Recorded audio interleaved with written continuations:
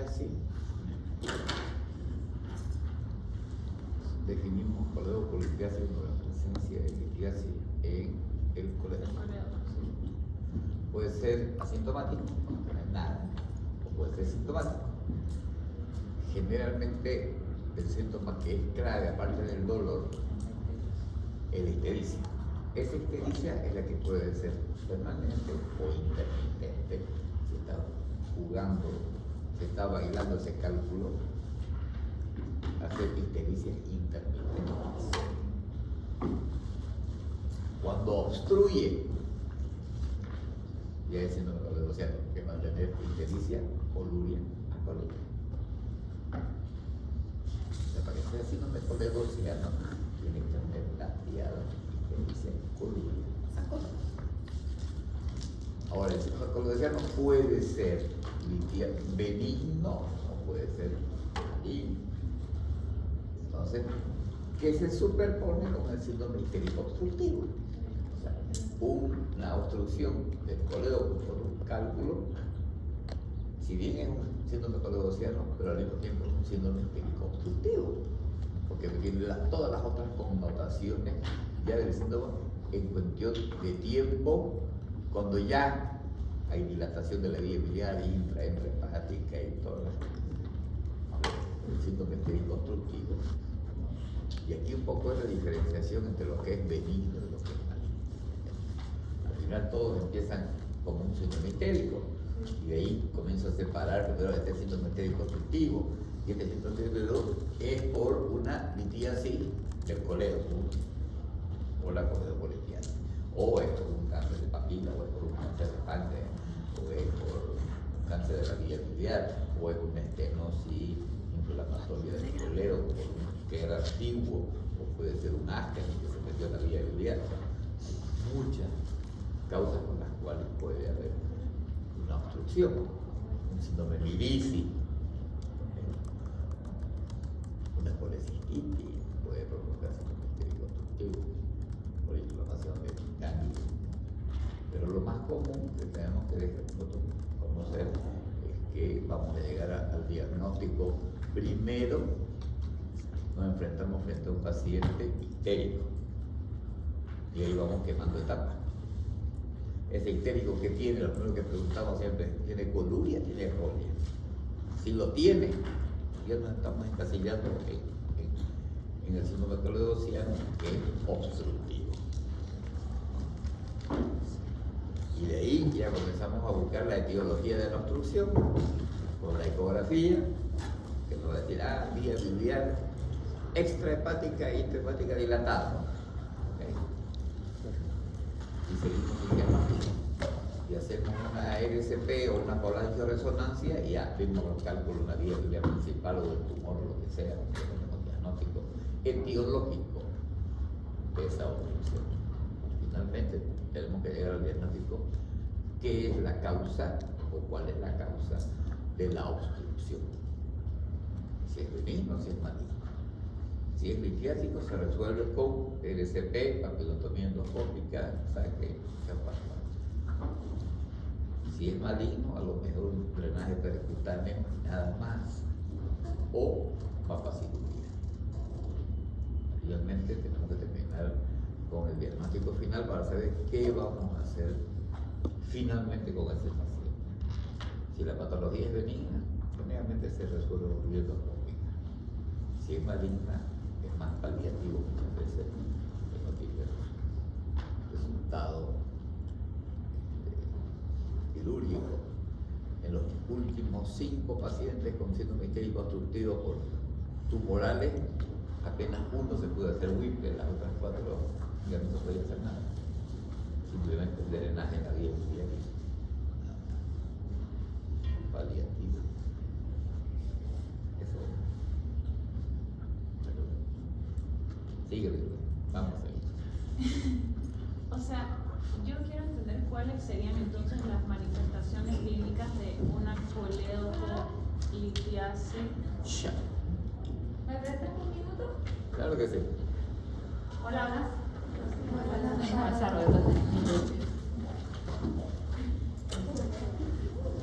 Un favor gigante. Voy a llamar 2 segundos. Dame un segundo. A los que vaya a llamar, vienen conmigo un segundo. Y a los que no,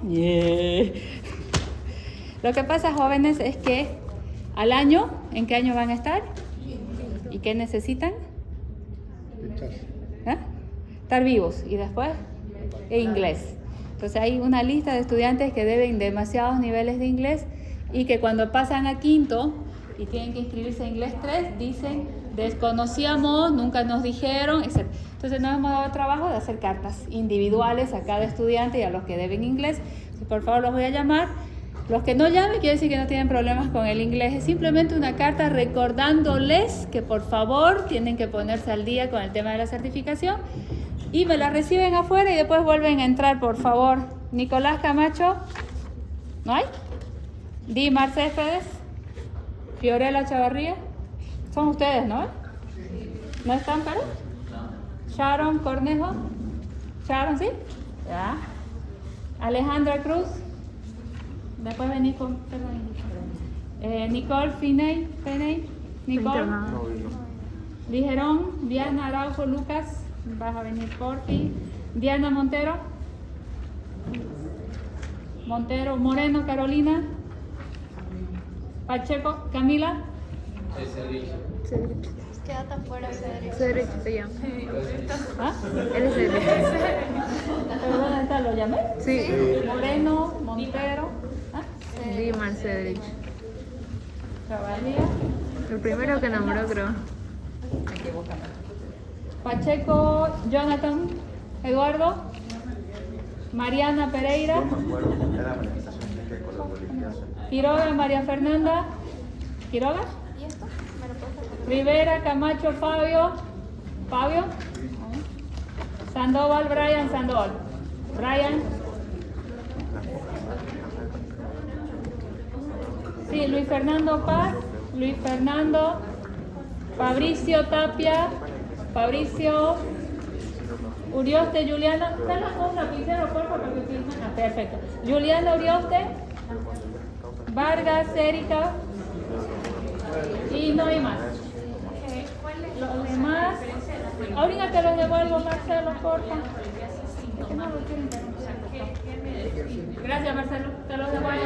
¿Cuál va a ser el El que más patología es ictericia, metoluria y amoria o hipocolia. Pero cuando Para que hay caracteriza eso, es esos síntomas coleocianos. Pero entonces, ¿qué sería la Es que la manifestación clínica de la coledopolitiasis es la Entonces, sería lo mismo decir síndrome coleociano y coledocolitis sintomática. Es que el síndrome coledopolitiasis, bueno, sí. Sí, no. Nadie pregunta en todas las prácticas que digo yo. O sea, eso. ¿Cómo se manifiesta clínicamente una coledopolitiasis? A través del síndrome coledopolitiasis. Ya, eso. Ahora, respiro. Doctor, Oye, hace 3 días hago esa pregunta. yo he comenzado el bloque, le pregunto en las prácticas de Lo que pasa es que la escuela francesa habla de síndrome coledociano. Ajá. Y lo mismo menciona. Ya. Y este vendedor dice, Ajá. Ahora ya respiro. Sigue con la clase en inglés entonces.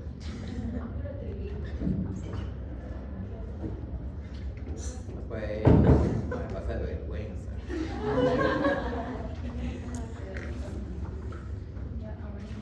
Levanta la mano porque tienen 12, la verdad. Uno, dos, tres, ¿Qué tienen cuatro. que? El profe se Pero ha obligado. el del Cambridge, pues, doctor. Doctor, yo tengo una pregunta. Usted mencionó que la colecistitis aguda es la única que hace defensa. Pero, La única de cuáles. de todas las patologías de la vía biliar. Biliares, sí. Pero Un cólico no hace defensa. o sea, nosotros Cuando a mí me duele, No. A ver, el cólico es un síntoma. El cólico es un síntoma. La defensa es un signo. Sí. ¿Ok? Mientras yo no lo toque al paciente, no tiene por qué hacer defensa. Ah, ya. Es cuando yo lo voy a tocar que el paciente no se deja y se defiende de sus manos porque no quiere que lo toque. Eso es defensa. Entonces, pero si yo logro apartar las manos y tocar ese abdomen en un cólico, prácticamente no le va a doler. La diferencia es que la colecistitis, yo no quiero que me toque porque pienso que le va a hacer doler, pero sí, ¿cuándo lo voy a tocar al paciente con un cólico? ¿En qué momento elegirían ustedes? En la exploración física. ¿Ah? En la exploración física segmentaria de la zona. Ya, pero ¿en qué momento? ¿Ah? Cuando está colicosa, cuando dice el estado de Sería el peor momento que elegiría yo. Que elegiría yo el periodo de calma. El periodo de calma lo segundo que no deja tranquilo que le examine porque no le está doliendo. Y no voy a encontrar defensa. en su periodo, o sea, cuando está el dolor crónico, ahí sí va a haber. Ni voy a intentar tocarlo. Ahí, eso. Si le pasa, ahí lo examino. No encuentro nada. Y el manejo de los pacientes con colangitis. Ajá. Grado 3. Se lo maneja, se lo despaqueta. El manejo inicial. Cuando uno habla, dice, al final, ¿cuál es el objetivo terapéutico? Pensando, de un paciente con colangitis, algo que es grave. O sea, tengo que tener paciente. Entonces me voy a dedicar al tratamiento sistémico de la enfermedad. Entonces, quiere decir, lo mismo de siempre. EPO, nasogástrica, oxígeno nasal, meta líquido, cuidando la presión de la orine, ¿no? Con su presión sistólica por arriba de 90. La cantidad suficiente de líquido para mantener una presión sistólica por arriba de 90 y una diuresis horaria por arriba de 0,5 ml. Ahora, Mira el fallo. yo puedo tener, hay otras formas de hacer, digamos, ¿no? Decir, bueno, se discute, finalmente todas las discusiones de si vamos a darle 1 ml kilo peso hora de líquido o 2 ml o no, al final todo el mundo te viene diciendo las cantidades es suficiente como para, ¿no? Entonces, uno consigue eso por lo menos con 4.000 en 24 horas, por lo menos. Antes, con menos es muy poco probable. Y en el camino, si no voy consiguiendo, pues voy aumentando mis chofritos entre medio, de 100 en 100 ml para creer 200, ahora unos bolos, unos chorros ahí para decir, puedo levantar más rápido. De ahí que dice, ¿cuál es el tema? El otro tema que es un proceso infeccioso, tengo que dar antibióticos. Entonces tengo que dar hasta que lleguen los cultivos. Como no tengo cultivos, utilizo empíricos. ¿Qué dice la norma del empírico? ¿No? Hay una recomendación para el grado 3 que voy a utilizar una cefaloporiaquina, una ceftazidima, venoso, y metronidazol para cubrir anerón. ¿Puedo partir con eso?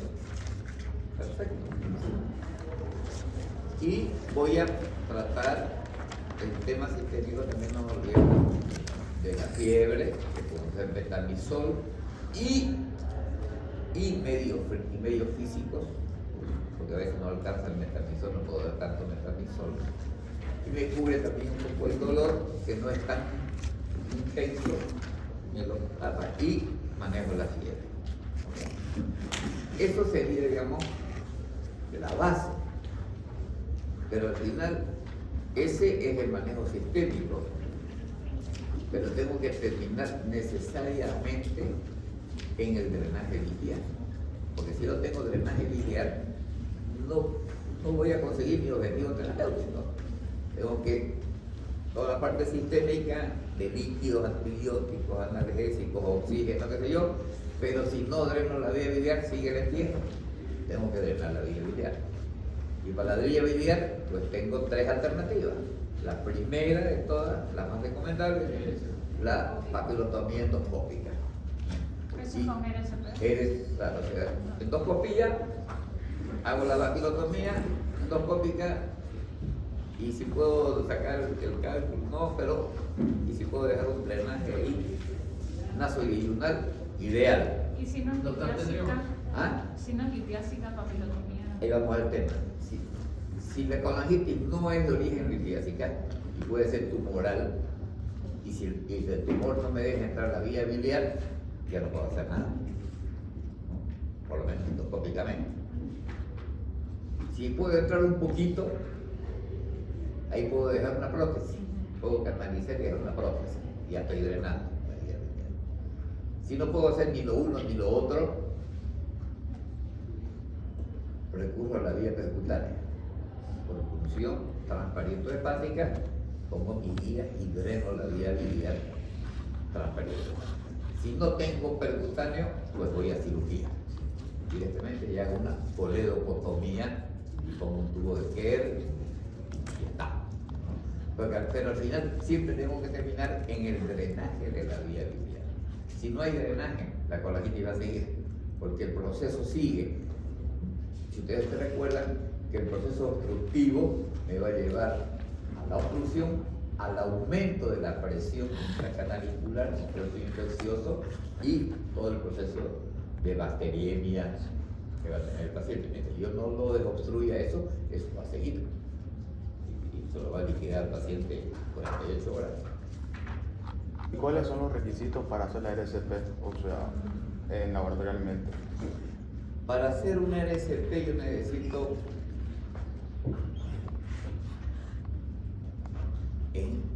en general, vamos a hablar, no solamente en general.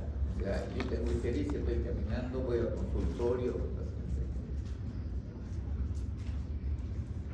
Necesito uno, el ayuno, porque una endoscopía digestiva alta. Tengo que tener ayuno de por lo menos 6 horas. Segundo, tengo que tener un TP, una actividad protrombínica del 65% o más. Y tercero, media hora antes, 1 hora antes de la endoscopía, tengo que tener cobertura antibiótica, profiláctica en este caso. Si es que no está recibiendo antibióticos, tiene que recibir 2 gramos de cefazolina.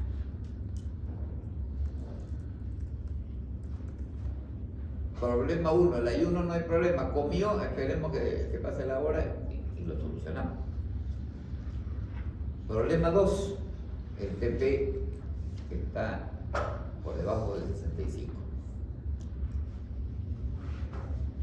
Solución, plasma fresco congelado. Con plasma fresco subimos ese. Dependiendo del nivel, podemos hacer 2 o 3 plasmas ese rato antes y se hace ¿Cada unidad cuánto sube el TP? más o menos unos 5 puntos.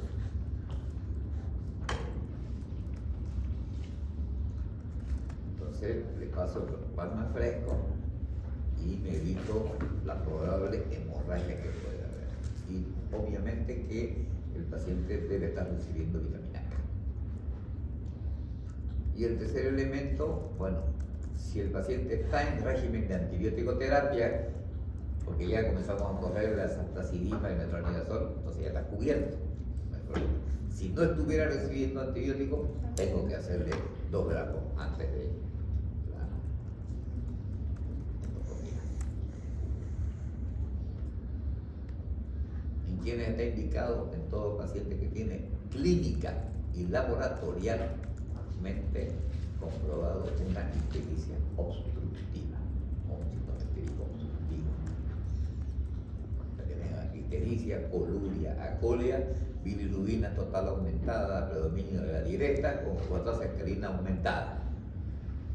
Y una ecografía que me diga vía biliar, extrahepática, dilatada, coledo por arriba del 8. Okay. Con eso, métale RCP.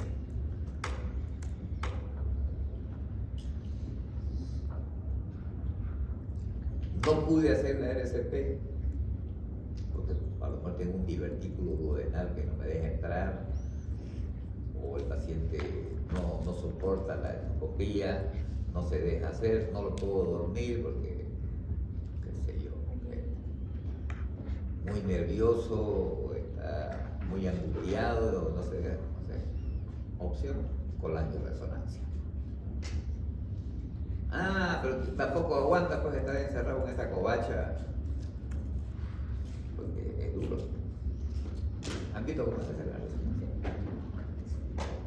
Es como enterrarlo en vivo. O sea, la gente que ya no se hace endoscopía, difícilmente se haga hacer colangioresonancia. Porque la mayoría de las colangioresonancias son un turril, mete una camilla y chocoploma adentro, vivo y en directo, ¿no? Y aguantar 1 hora, pico metido dentro de esa covacha, ¿no? Entonces, uno dice,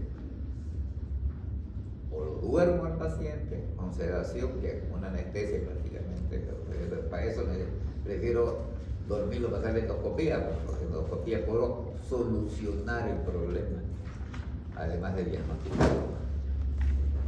O la otra es buscar resonancia abierta. Y ahí solamente una, a diferencia de San Juan de Dios en el PMI, que es la única resonancia abierta. Quiere decir que se puede mirar desde afuera, un tubo en la nariz, metido un ritmo. Un paciente que tiene claustrofobia, y a tiro lo mete en un minuto.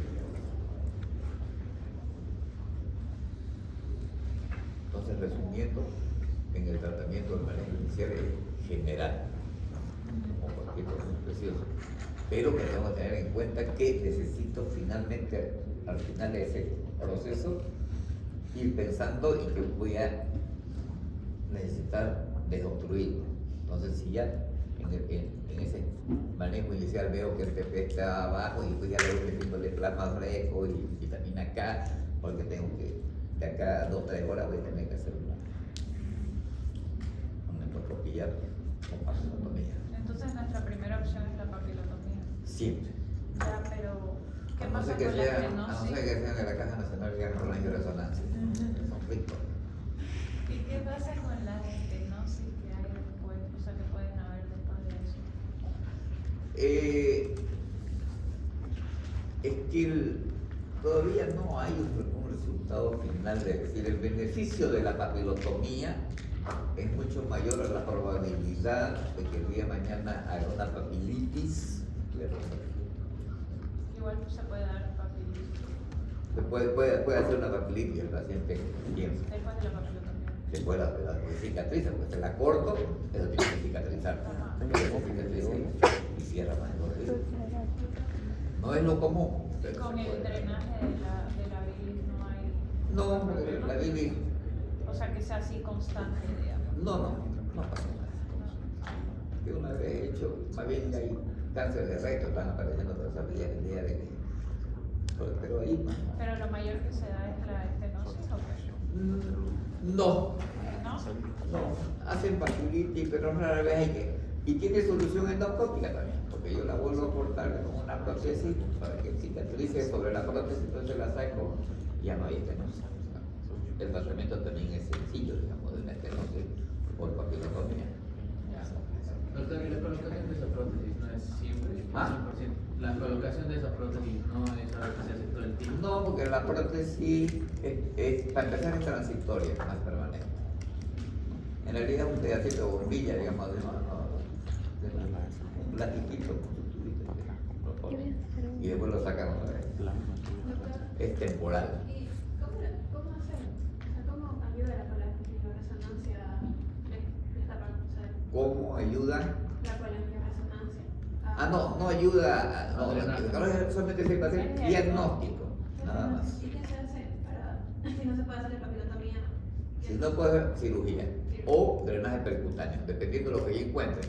Si yo encuentro que es solamente litiasis, entro y la opero.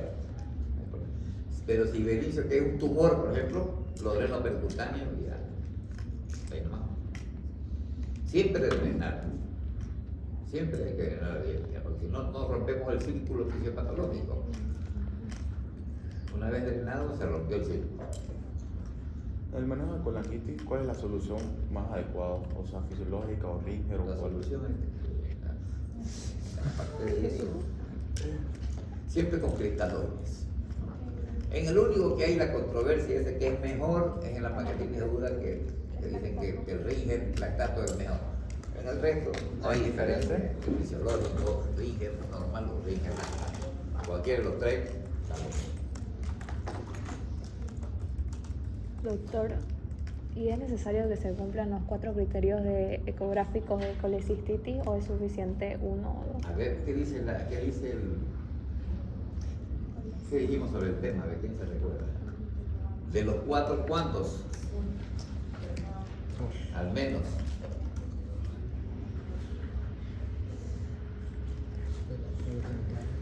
Al menos 2. Porque no siempre hay imagen en doble halo, no siempre hay líquido pericicular, pero al menos 2. 2 ya es suficiente. Sin contar el pulso ecográfico. Eso no es una imagen. Ajá. Ajá. Cosas que tienen que ver con ¿Qué dice? Es así. ¿Ah? ¿Cómo que no sé? ¿Qué?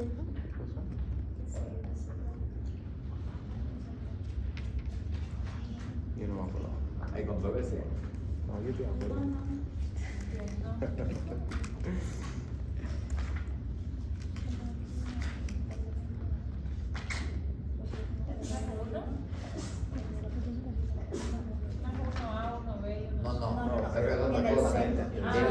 De los ecográficos, ¿cuántos quieren estar los 4? Dice, o por lo menos cuántos. Porque me hace solo No, me dice, al menos 2 de 4. 2 Bueno, decir, 2 hallazgos o 2 imágenes ecográficas de la causa.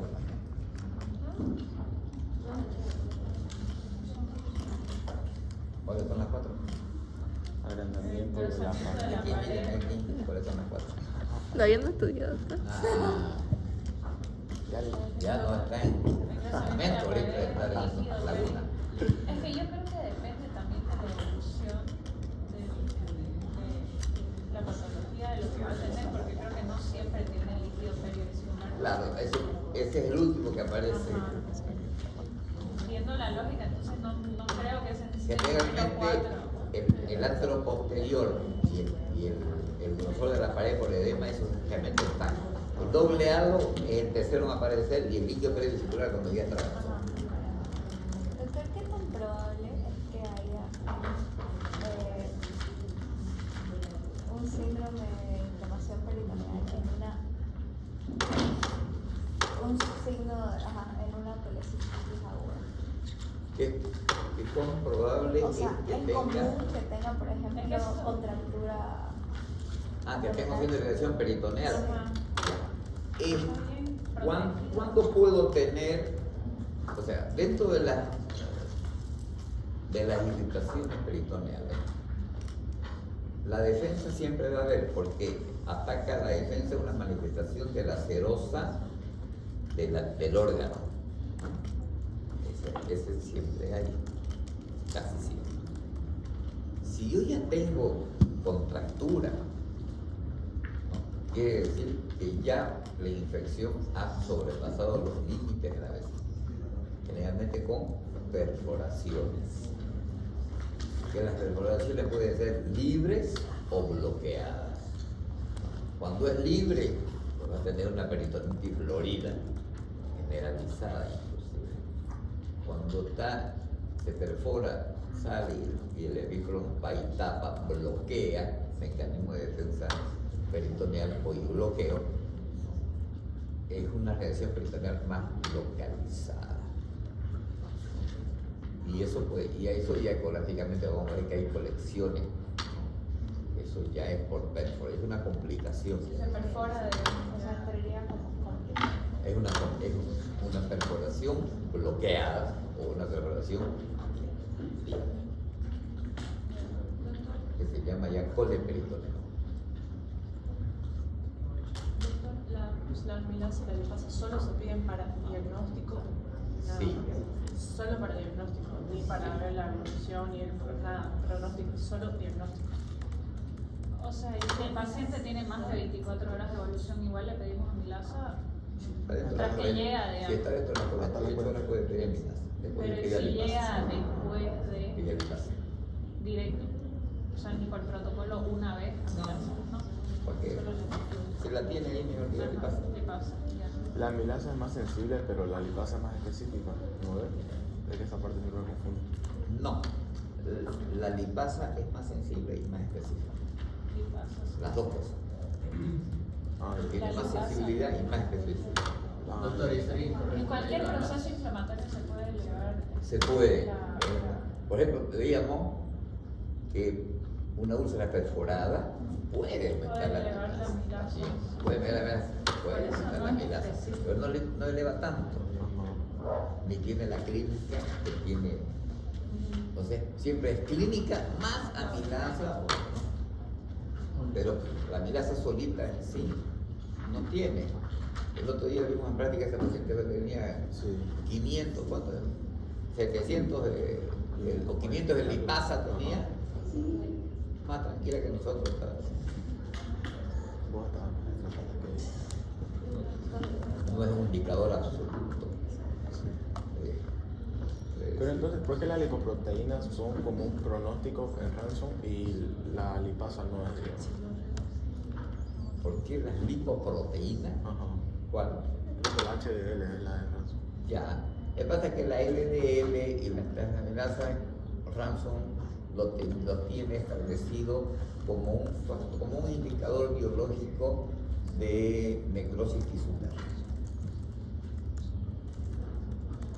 Es por esa razón, por esos inflamatorios inespecíficos que cursan con necrosis tisular, por ejemplo, la hepatitis, un montón, ¿no?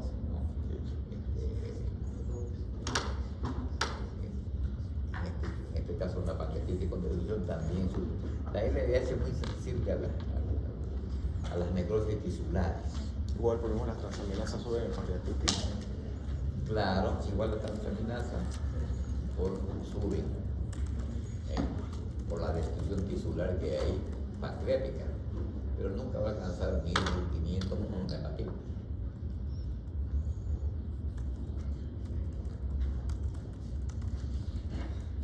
Y es necesario aprenderse todo Ese lo barrio allá que está Calleja.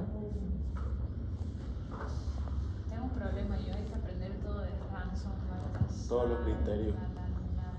Sea, No. se tiene que saber interpretar. Porque por ahí, en algún caso clínico, hay datos, Ajá. y usted en base a esos datos puede decir, este puede estar sumando puntaje, digamos. Pero lo de Baltasar, no sé. Pero yo también lo de Bishop y lo de Core de Marshall, digamos. Pero después el de Baltasar. Claro, ¿qué pasa con Baltasar? Es decir, la interpretación de Baltasar, es cierto que está. Me dice dos cosas Baltasar. Me va a dar, mientras más puntaje, mayor daño estructural en el páncreas, con secreciones que se escapan por un lado al otro, y grado, porcentaje de necrosis, o sea, las dos cosas. Eso es lo que es más grave. Qué tan dañado está en su estructura y cuánto de necrosis tiene, qué porcentaje de necrosis. Eso es lo que mide. Entonces, un Baltasar D me está dando un daño estructural importante con necrosis.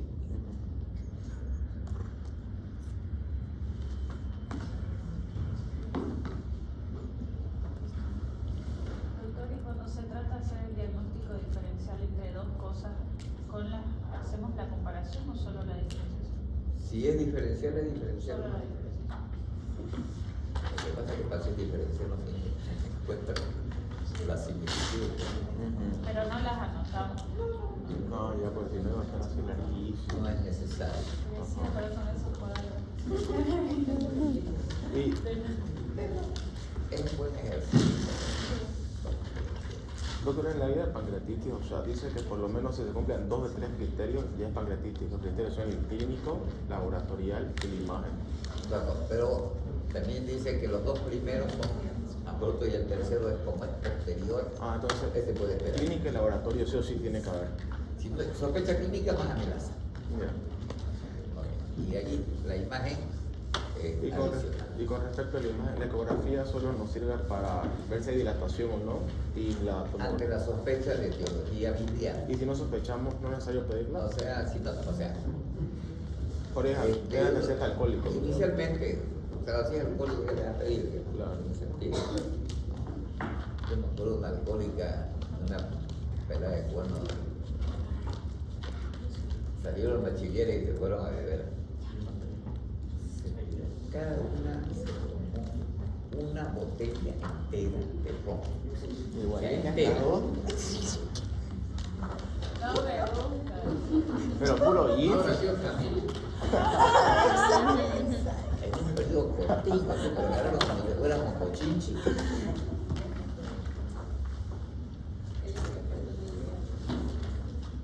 Y provocaron. Pero, por ejemplo, en el reporte no es necesario decir lo que ya sabemos, digamos, hay demás. No, o sea, la verdad, la ecografía, o sea, es muy a veces es muy sensible, la dilatación es rápida, ¿no? Vimos el otro día en este paciente, vemos que tenía laboratorialmente ictericia y ecográficamente tenía dilatación, pero clínicamente poco detectable. Sí. A veces no se detecta bien porque tienen a veces las escleras sucias, no son tan blancas las escleras como para diferenciar, ¿no?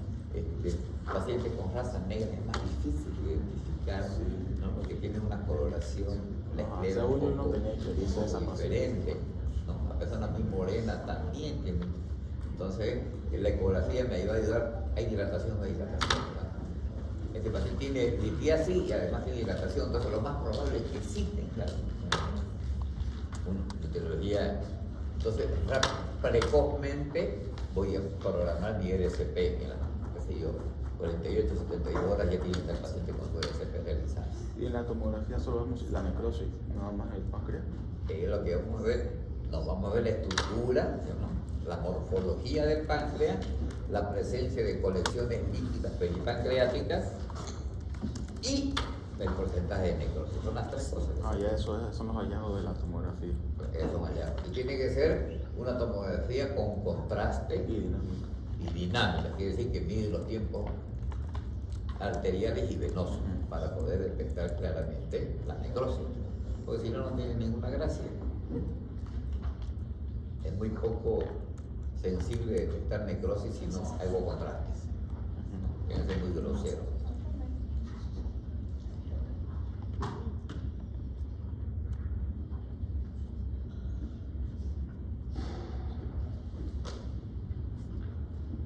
Yo tengo más preguntas. Si nadie pregunta. Respecto a la triada fisiopatológica de la colangritis, ¿qué viene primero? O sea, primero se obstruye, luego se infecta y luego se inflama, o primero se inflama y luego se infecta. Es que la inflamación es primero siempre, el proceso inflamatorio. Tras que se obstruye, se inflama y todo proceso inflamatorio del sistema cardiovascular cerrado se sobreinfecta, sobre ya un proceso inflamatorio. Primero inflamatorio, después se infecta.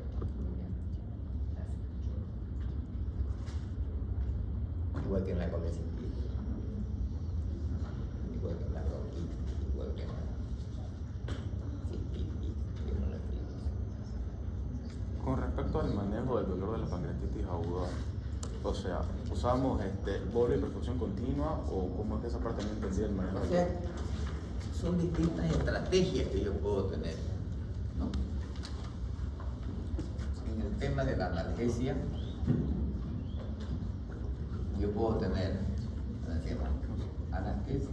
analgesia en bolo, ¿no? En bolo a horario fijo. Ketorolaco 60 miligramos, una ampolla a diluir en 10 cada 6 horas. Ok, esa es una estrategia. Voy a ir probando. Yo puedo tener solución continua, que puede ser simple o combinada. ¿Cómo puede ser simple?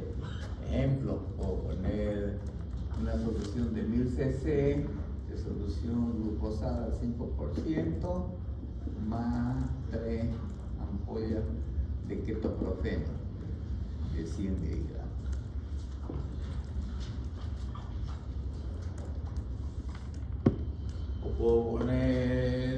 O puedo poner paracetamol.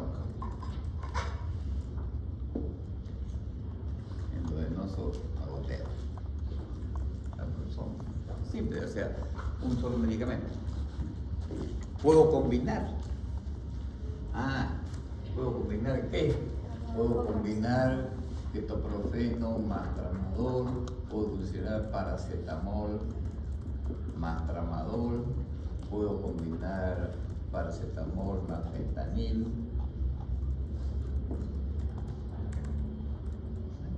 Puedo. Aquí también puedo utilizar opioides. Solo, por ejemplo, morfina. Puedo poner agoteo continuo morfina.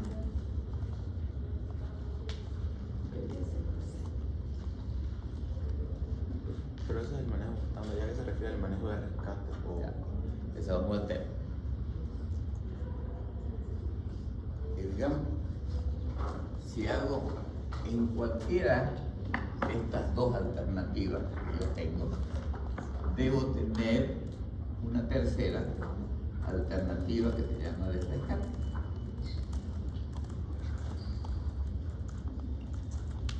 El rescate se debe hacer con un analgésico de mayor potencia de lo que se está utilizando, generalmente por lo tanto es un opioide que tiene que ser de corta duración. Entonces, que lo saque.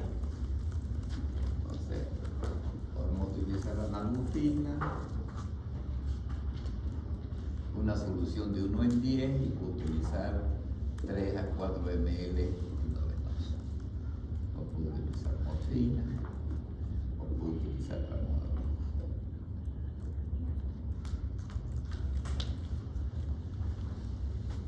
Que lo saque. Bien, como es el rescate, es independiente de esto de acá. Eso sigue su horario, su goteo, no modifica. Esto añade, esto saca. El de rescate lo utilizamos, por ejemplo, estamos con ketorolaco endovenoso y si el paciente, a pesar del horario, tiene un periodo en que le duele demasiado, ellos se la damos la dosis de rescate. Claro, que hace dosis de rescate mientras sigue su goteo. No pasa nada. Como un plus. Claro, es rescate. Lo saco, calma el dolor y sigue su goteo. Y puedo utilizar 1, 2, 3, 4 veces al día el rescate. No pasa nada. Porque es de corta duración. Diga,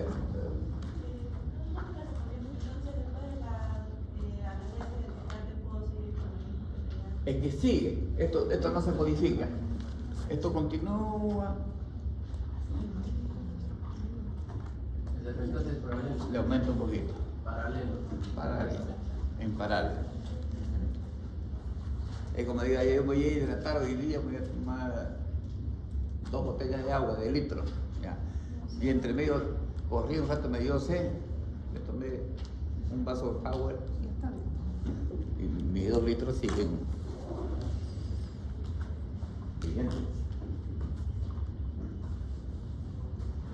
Eso se llama analgesia rescate y lo único que tiene que ver la analgesia rescate en la escala analgésica de los fármacos tiene que ser uno superior al que esté usando habitualmente. Por eso generalmente se dejan los opioides para hacer rescate.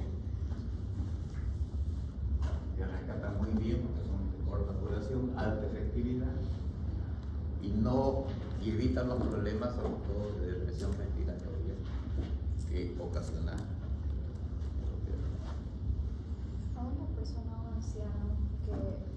dosis de rescate, una vez al día, ¿se le puede dar morfina o hay mucho riesgo de pasar le da porque le va a durar media hora. No le dura nada. Entonces, si yo la ampolleta la diluyo en 10 y utilizo 3 ml, porque es poquísimo lo que le estoy poniendo. Y los pacientes, los pacientes siguen necesitando la anestesia de rescate, o sea, si permanentemente se da mucha. Yo, claro, si ahora digo no, si cada hora estoy rescate, es decir, que le estoy pelando en las dosis de ataque. ¿No? Entonces, es que esto no es solamente ketoprofeno, ¿no? Ya, ok, vamos a utilizar en vez de ketoprofeno, le aumentamos tramadol, por ejemplo, ¿no? Entonces ahí le metemos un algo más potente para que solucione el problema, porque no estamos rescatando cada ratito. Si rescatamos cada rato, quiere decir que le hemos pelado en la dosis o en el medicamento que no está siendo tan efectivo. Entonces, voy más arriba, ¿no? O utilizo solamente un opioide como el tramadol o lo combino un opioide con el AINE para mantener una analgesia mucho más potente. ¿Tiene entonces la dosis de rescate un límite para la vida? No tienen límite, pero uno no debería rescatar más de 4 o 5 veces al día, digamos. O sea, si tiene que necesidad de rescatar más de cada 6 horas, es que le está pelando en la dosis, ¿sí? O en el medicamento, ¿no? O en el goteo.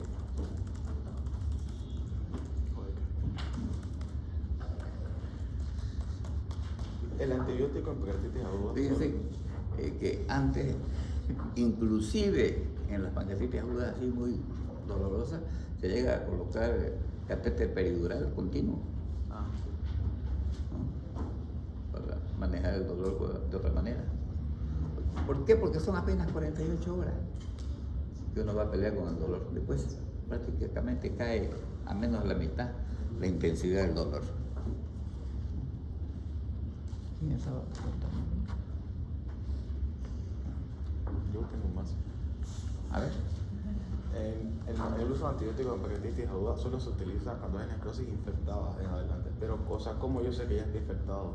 ¿Cómo yo sé que estoy infectado? ¿O en qué momento comienzo a usar antibióticos empíricamente? Yo vea, hay una tendencia pues inicial a todo el mundo quiere ver el antibiótico del primer día. Hubo un tiempo que era así. Se usaba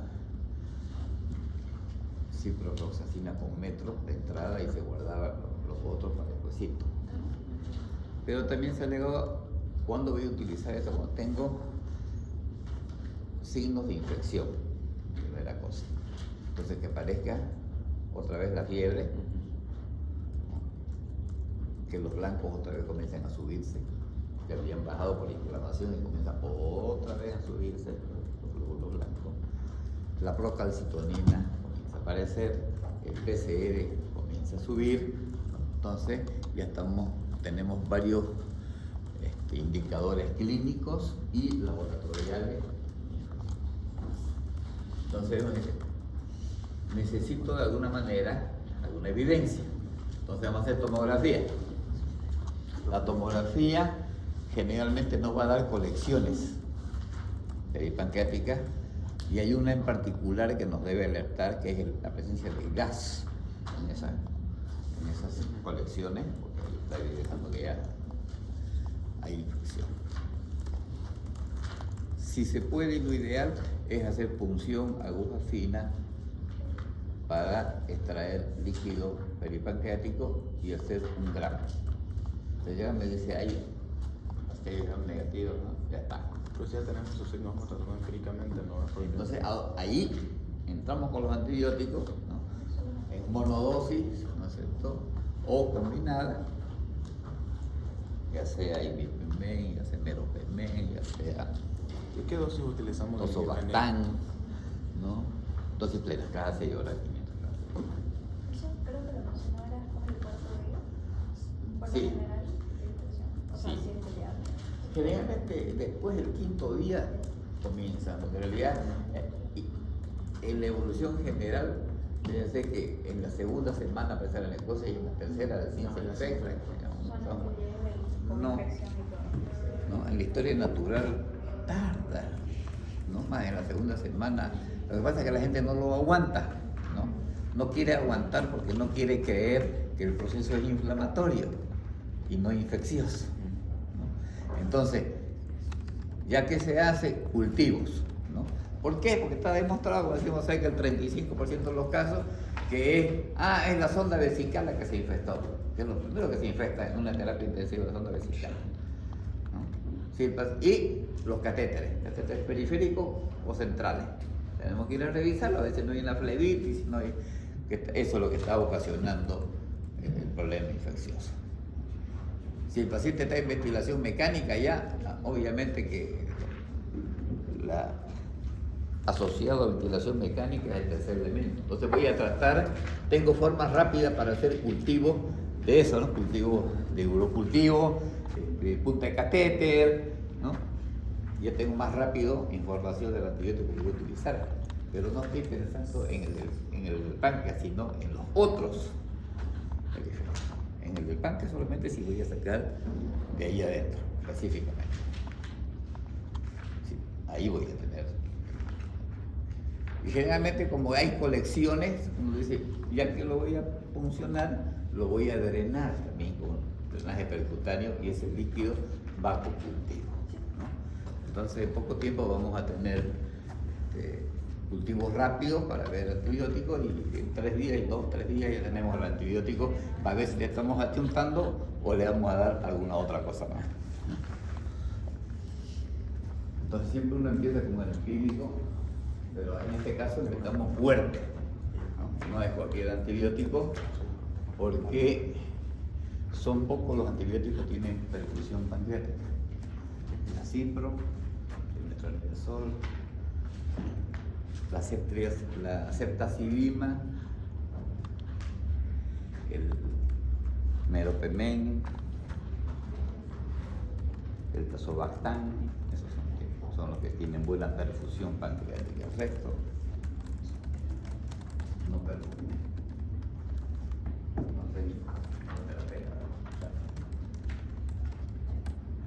Entonces, ¿cómo lo hago el seguimiento? Yo eso, para eso sirve la pacha.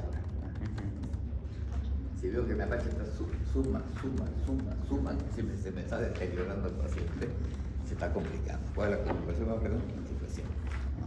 Entonces comienzo a buscar de dónde está mi infección. La infección no es, primero descartar urinaria, ventilatoria y accesos vasculares, son las primeras, y después ya buscar, ya específicamente páncreas. Tomografía, de un drenaje.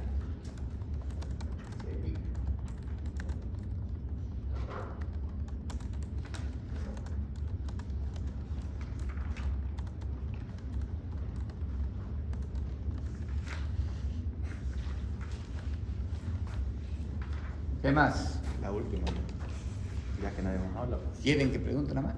No. No. Así va a ser cuando me pidan. Pero esperen que se vayan. Diga, hable. O sea, no es que hay factores de riesgo para la litogénesis, son los mismos factores para la coleocolitiasis y colelitiasis o varios factores de otros.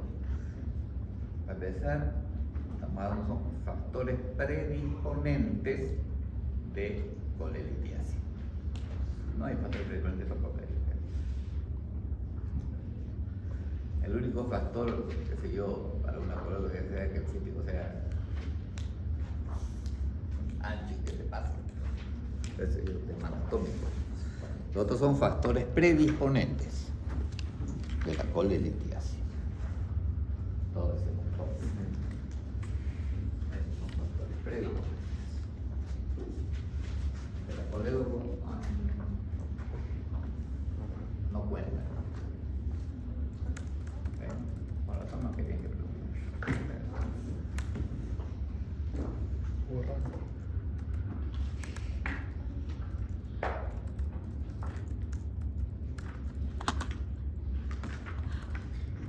¿Nadie más? Hemorragia. No, esto no es. Esto no está complicado. La hemorragia, la pancreatitis, la colititis.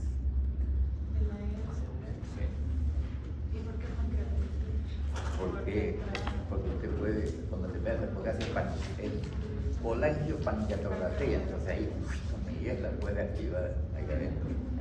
¿Cuál es la más frecuente de eso? La colangitis. Por Por eso tiene que ir con antibiótico. Sí. Va a meter medicación. Yo creo que la va a cortar y la va a dejar libre para que se suba cualquier bicho.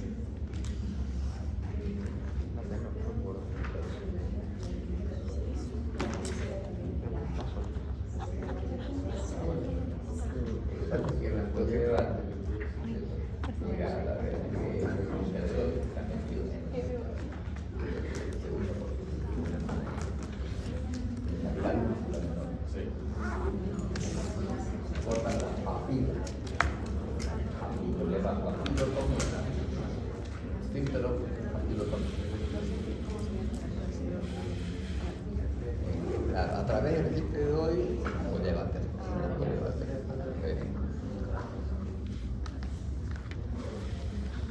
Bueno. Mickey Mouse.